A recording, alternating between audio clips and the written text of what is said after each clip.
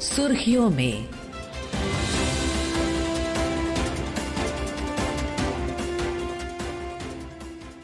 ये आकाशवाणी है। प्रस्तुत है कार्यक्रम सुर्खियों में। इसके अंतर्गत सुनिए दक्षिण पश्चिम मानसून के बारे में मौसम विभाग के दीर्घकालिक पूर्वानुमान पर चर्चा। इसमें भाग ले रहे हैं भारत मौसम विज्ञान विभाग के पूर्व अपर महानिदेशक आनंद शर्मा और पत्रकार सागर कुलकर्णी। इस बार गर्मी बहुत जल्दी दस्तक दे रही है, लेकिन इस साल बारिश भी जमकर होने वाली है। भारतीय मौसम विभाग ने जारी की जानकारी के मुताबिक इस साल मानसून की बारिश के अनुमान सामान्य से बेहतर है। आइए इस बारे में चर्चा करते हैं डॉक्टर आनंद शर्मा से, जो कि इंडियन मीटरोलॉजिकल सोसाइटी के प्रेसिडेंट भी है। स्वागत है डॉक्टर शर्मा। डॉक्टर शर्मा, आज ही भारतीय मौसम विभाग ने एक अनुमान जारी किया है साउथ वेस्ट मानसून के बारे में, जो सामान्य से 105% अधिक होगा। तो इस बारे में आप हमें जरा बताएं। जी बिल्कुल। देखिए, जब हम कहते हैं 105% ज्यादा होगा, इसका मतलब है हम एक्सपेक्ट कर रहे हैं सामान्य से अधिक वर्षा। और ये 105% किसका है? ये 105% है लॉन्ग पीरियड एवरेज, यानी कि मानसून की यदि हम लंबी अवधि के आंकड़े देखें 1971 से लेके 2020 तक, यानी करीब करीब 51 साल का डेटा देखें, तो ये एवरेज आता है 87 सेंटीमीटर। यानी कि 87 सेंटीमीटर का 105% वर्षा मिलने वाली है। सामान्य तो 87 मिलती है, इसका मतलब 87 से ज्यादा मिलने वाली है आपको। मगर इसमें एक चीज और ध्यान रखना है हमें कि जो कि करीब बैठेगी 104 के आसपास। इसके साथ साथ मॉडल का ±5% एरर भी होता है, यानी कि यदि माइनस हुआ तो 101% हो जाएगी, 5% माइनस हुआ, और यदि 5% एक्सेस में गया प्लस हुआ तो 110% भी हो सकती है। ये बात की जाए तो हमें इस बार अबव नॉर्मल जो मानसून है वो मिलने वाला है। और उसकी यदि हम क्लाइमेटोलॉजिकल प्रोबेबिलिटी भी देखें तो वो करीब करीब 33% है। मगर जो हमारे मॉडल की से जो प्रोबेबिलिटी निकल के आ रही है वो है 59%। तो ये एक बहुत बड़ी अच्छी खबर है हमारे लिए कि 59% प्रोबेबिलिटी है अबव नॉर्मल मानसून की, यानी कि 105% इस बार मिल सकती है। तो अच्छी खबर है। तो आइए हम अभी सुनते हैं आईएमडी के महानिदेशक मृत्युंजय महापात्रा ने इस बारे में हमें क्या बताया। पूरे देश में 2025 के दक्षिण पश्चिम मानसून जून से सितंबर तक की ऋतुनिष्ठ वर्षा सामान्य से अधिक यानी 104% से लॉन्ग पीरियड एवरेज का होने का संभावना है। मात्रात्मक रूप से देश में ऋतुनिष्ठ वर्षा लॉन्ग पीरियड एवरेज का 105% होने का संभावना है, जिसमें मॉडल का त्रुटि है ±5%। तो डॉक्टर शर्मा, महापात्रा जी भी यही कह रहे थे और ये जानकारी भी इन्होंने दी थी कि इस बार एल नीनो की कोई गुंजाइश नजर नहीं आ रही है। तो एल नीनो का क्या प्रभाव होता है मानसून की वर्षा पे, और उसकी ना होने की जो खबर है तो उसका क्या इम्पैक्ट रहेगा? देखिए, एल नीनो का ये माना जाता है, कई बार ऐसा होता है कि एल नीनो जो कंडीशंस होती हैं, यानी कि उस समय वार्म ओशन कंडीशंस होती हैं, मतलब उसका नेगेटिव इम्पैक्ट पड़ता है हमारे मानसून पे, यदि मानसून सामान्य से कम हो जाता है। मगर 1-to-1 रिलेशनशिप नहीं है। कई साल ऐसे भी हुए हैं जिनमें एल नीनो था और मानसून खराब था, और कई साल ऐसे भी रहे कि एल नीनो था फिर भी मानसून अच्छा रहा। कुल मिला के ये माना जाता है कि यदि एल नीनो है तो डर बना रहता है कि मानसून खराब होगा। मगर इस बार बड़ी अच्छी खबर है कि एल नीनो जो है वो न्यूट्रल है। और उसके साथ साथ एक और है बड़ी अच्छी, इंडियन ओशन डाइपोल, वो भी न्यूट्रल कंडीशंस में है। तो ये दो कंडीशंस तो हमें न्यूट्रल मिली हैं, तो उसको ये संकेत इनको पॉजिटिव मान के चल रहे हैं। और एक और बात है कि जो स्नो कवर होता है नॉर्दर्न हेमिस्फीयर में, जैसे कि हिमालयन रीजन में हो, यूरेशिया में हो, तो वो भी अगर कम है इस बार, तो उसका भी मानसून पे प्रभाव पड़ता है। हाँ बिल्कुल। स्नो कवर जो हमारे नॉर्दर्न हेमिस्फीयर में और यूरेशिया जो रीजन है, इसमें यदि स्नोफॉल मान लीजिए ज्यादा हो जाता है तो इसका मतलब ये हुआ कि आपका जितना मॉइस्चर था पहले एटमॉस्फेयर में प्रेसिपिटेट कर गया, तो फिर कुछ बचेगा नहीं आपके पास। पर इस बार ऐसा नहीं हुआ। इस बार हम देखें तो जनवरी, फरवरी, मार्च वगैरह में जो सीजन रहा, सामान्य से कम बर्फबारी मिली पूरे हिमालय के ऊपर भी और यूरेशिया में अंदर। तो जब जब ये देखा गया है कि हिमालय और पूरे यूरेशिया में, नॉर्दर्न हेमिस्फीयर में जनवरी, फरवरी, मार्च में स्नोफॉल यानी जो हमारा हिमपात होता है, यदि वो कम होता है सामान्य से, तो उस साल मानसून अच्छी होती है।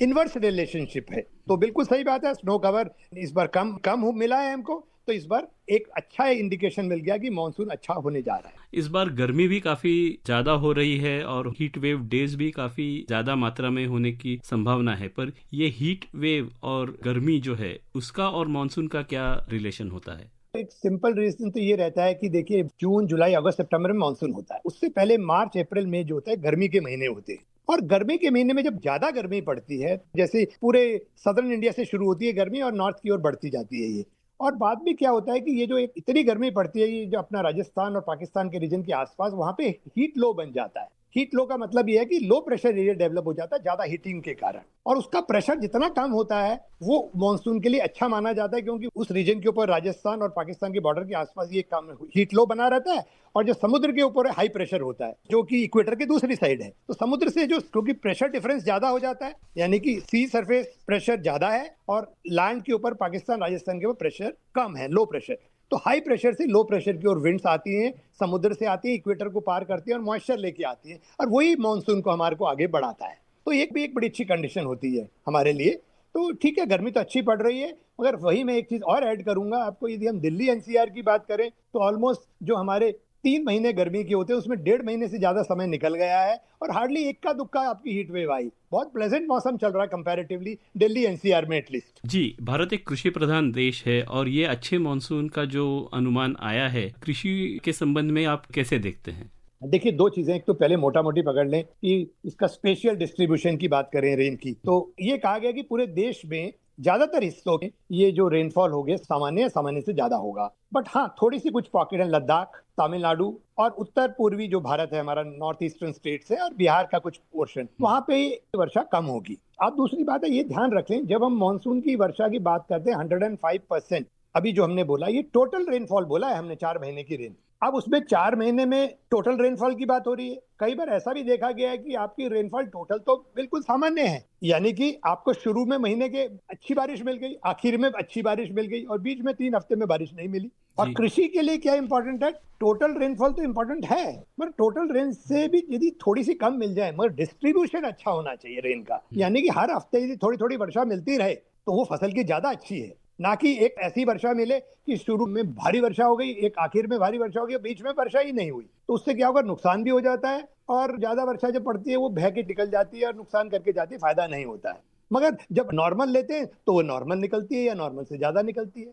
तो इसलिए एग्रीकल्चर के लिए डिस्ट्रीब्यूशन और वो उसको प्रेडिक्ट करना कि हर महीने रेनफॉल का डिस्ट्रीब्यूशन बहुत अच्छा रहेगा, इस समय पे नहीं कहा जाएगा।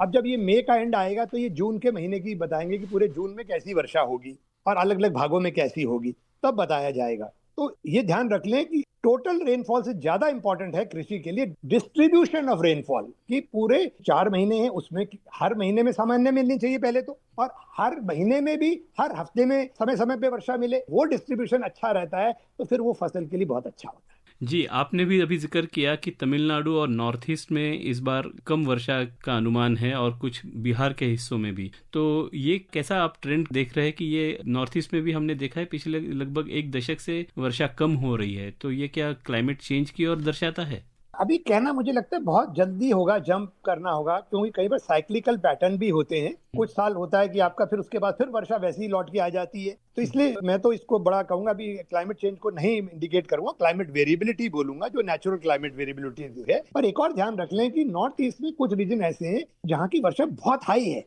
जैसे शिलोंग वगैरह के आसपास के एरिया को देखें और आपके मॉसिनराम देखें, और ये जो एरिया वर्षा इतनी है, यदि थोड़ी कम भी हो जाए तो कोई ज्यादा फर्क नहीं होता, क्योंकि ये ध्यान रख लें ज्यादातर फसलें हमारी हैं, उनको मानसून सीजन में यदि हम राइस को भी मान लें तो उसको 60 सेंटीमीटर चाहिए सिर्फ वर्षा, और यहाँ की रेनफॉल तो 400, 500, 1000 सेंटीमीटर वाली वर्षा है, तो थोड़ी कम भी मिल गई तो फसल को कोई प्रॉब्लम नहीं होने वाली है, ये ध्यान रख लें। हाँ, जो डैम में इकट्ठा करते हैं वो थोड़ा इशू हो सकता है, otherwise agriculture point of view से कोई इशू नहीं होता। हाँ, सिर्फ एक ही चीज है कि लॉन्ग ड्राई स्पेल नहीं होना चाहिए कि 3-4 हफ्ते बारिश ही नहीं, वो अक्सर ऐसा नॉर्थ ईस्ट में होता नहीं है कभी भी, क्योंकि हाई रेनफॉल रीजन है, सामान्य से कम हो सकती है, मगर सामान्य से कम होने के बावजूद भी कृषि को कोई वो ज्यादा प्रभावित नहीं करता है unless until long dry spell हो।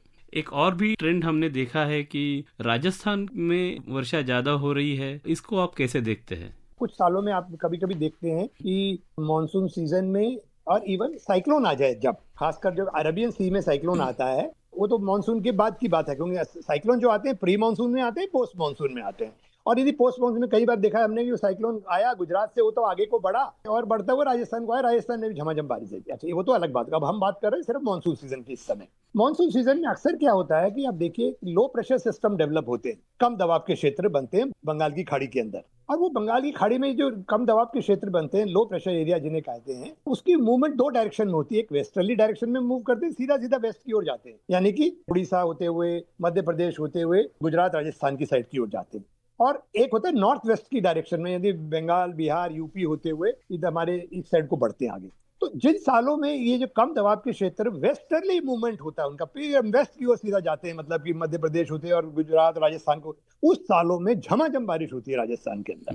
तो कुछ सालों में ये पैटर्न दिखता है, पहले काफी हुआ करता था, फिर बीच में नहीं हुआ, अब अभी काफी साल से फिर ये पैटर्न दिखने लगा है कि वेस्टर्ली मूवमेंट हो रही है लो प्रेशर सिस्टम की। और जब जब लो प्रेशर सिस्टम की वेस्टर्ली मूवमेंट होगी तो आप एक्सपेक्ट कर सकते हैं कि गुजरात, राजस्थान और वेस्टर्न एमपी वगैरह में झमाझम बारिश होती है। डॉक्टर शर्मा, पिछले कुछ सालों में ये फोरकास्ट की क्वालिटी काफी इम्प्रूव हुई है, तो ये कैसे हुआ और इसे बेहतर करने के लिए क्या कर सकते हैं? हमें जो भारत सरकार की तरफ से फंडिंग मिली, मिनिस्ट्री ऑफ अर्थ साइंसेज से जो फंडिंग आई, उसके चलते तरह तरह के इंप्रूवमेंट्स हुए, रडार लगाए गए, ऑटोमेटिक वेदर स्टेशन लगाए गए, ऑब्जर्वेटरी का नेटवर्क बढ़ाया गया, अपर एयर ऑब्जर्वेटरीज का नेटवर्क बढ़ाया गया, सैटेलाइट में नए नए सेंसर्स लगाए गए। इसरो से बोला गया कि हमें ये चीजें चाहिए, उन सेंसर से हमें नया नया डेटा मिला। और मॉडल, हालांकि हमारे अपने मॉडल नहीं, हम यूएस या यूके मॉडल्स हैं जो उनके अलग अलग मॉडल्स हैं, उनको यूटिलाइज करते हैं और वो तो इंटरनेशनली अवेलेबल हैं, वो सब मॉडल हैं। और फिर मल्टी मॉडल एंसेंबल आ गए हैं, मॉनसून मिशन के तहत में कहते हैं स्पेशल मॉडल्स बनाए गए हैं। तो ये सारे जो मॉडल में निरंतर, जैसे जैसे आपने देखा होगा कि पहले हम लोग सोचते थे कि हमें सिर्फ एटमॉस्फेयर के आंकड़े चाहिए यदि हमें मौसम का पूर्वानुमान लगाना है, हमें पता चला नहीं, ऐसा नहीं है। एटमॉस्फेयर और हाइड्रोस्फेयर यानी ओशन आपस में कनेक्टेड है, ओशन का डेटा भी चाहिए, वो भी डाला गया मॉडल में, तो फोरकास्ट इंप्रूव हो गई। फिर कहा नहीं नहीं नहीं, एक पेयर और भी है, लिथोस्फेयर, सॉइल कैसे कंट्रीब्यूट कर रहा है मॉइस्चर, उसको भी डाल दिया और इंप्रूवमेंट हो गया। फिर उसने कहा नहीं नहीं और इंप्रूवमेंट चाहिए, कैसे करेंगे, तो उन्होंने कहा बायोस्फीयर, जो पेड़ पौधे उनसे पानी जो एवापोरेट हो रहा है, ट्रांसपिरेशन हो रहा है, वो कैसे इन्फ्लुएंस कर रहा है मॉइस्चर को और बारिश को और मानसून को, वो भी डाला, उससे और इंप्रूवमेंट हुआ। फिर उन्होंने कहा नहीं, एक स्फीयर और रह गया, क्या है वो? क्रायोस्फीयर, यानी कि आर्कटिक, अंटार्कटिक और हिमालय जो स्नो पड़ी है वो कैसे रेडिएशन को रिफ्लेक्ट कर रही है, वो कैसे रेडिएशन बजटिंग को इन्फ्लुएंस कर रही है, उसको भी डाला, तो और इंप्रूवमेंट हो रहा है। तो जैसे जैसे हमारी नेचर की अंडरस्टैंडिंग बढ़ रही है, क्योंकि हम बेसिकली कर क्या रहे हैं, we are trying to imitate nature. Nature में किस तरह से मूवमेंट हो रही है सारी, मॉइस्चर की, विंड्स की, टेम्परेचर कैसे वेरिएशन हो रहा है, प्रेशर कैसे वेरिएशन हो रहा है, उस सबको स्टडी कर रहे हैं और अंडरस्टैंडिंग अपनी बढ़ा रहे हैं और उस अंडरस्टैंडिंग को मॉडल में पैरामीटराइज कर दे रहे हैं। तो नेचुरली धुरंधर साइंटिस्ट पूरे वर्ल्ड में लगे हुए हैं, निरंतर अच्छे अच्छे मॉडल डेवलप कर रहे हैं। वो उन मॉडल्स को हम लेते हैं, उनको टेस्ट करते हैं और उनको देखते हैं कौन सा पैरामीटर वो ओवर प्रेडिक्ट कर रहा है या अंडर प्रेडिक्ट कर रहा है, तो अकॉर्डिंगली उसको एडजस्ट करते हैं। फिर उसमें अपनी एक्सपीरियंस डालते हैं, जो हमारा क्लाइमेटोलॉजिकल एक्सपीरियंस है और एक रीजन में काम करने का है, माउंटेन्स कैसे बिहेव करती हैं, वो सारी चीजों को हम ऐड करते हैं, वैल्यू एडिशन करते हैं मशीन फोरकास्ट में और वो बन जाता है मैन मशीन मिक्स। तो ये प्रयास निरंतर है और आगे भी प्रयास होते रहेंगे। अभी भी बहुत स्कोप है, क्योंकि ये ध्यान रख लीजिए 100% तो प्रोडिक्शन करना बहुत ही कठिन कार्य है, मगर हाँ यदि हम 85-90% भी करते तो एक बहुत बड़ी बात होगी और धीरे धीरे इसमें इंप्रूवमेंट होता जा रहा है और मुझे पूरा यकीन है कि आने वाले सालों में ये और अच्छा होगा। धन्यवाद डॉक्टर शर्मा। धन्यवाद।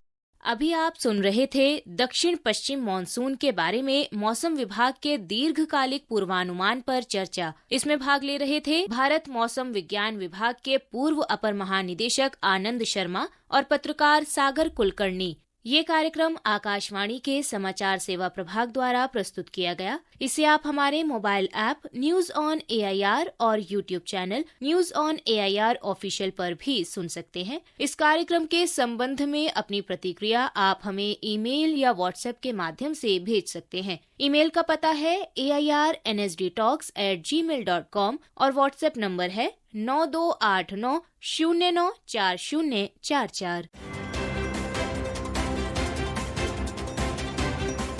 सुर्खियों में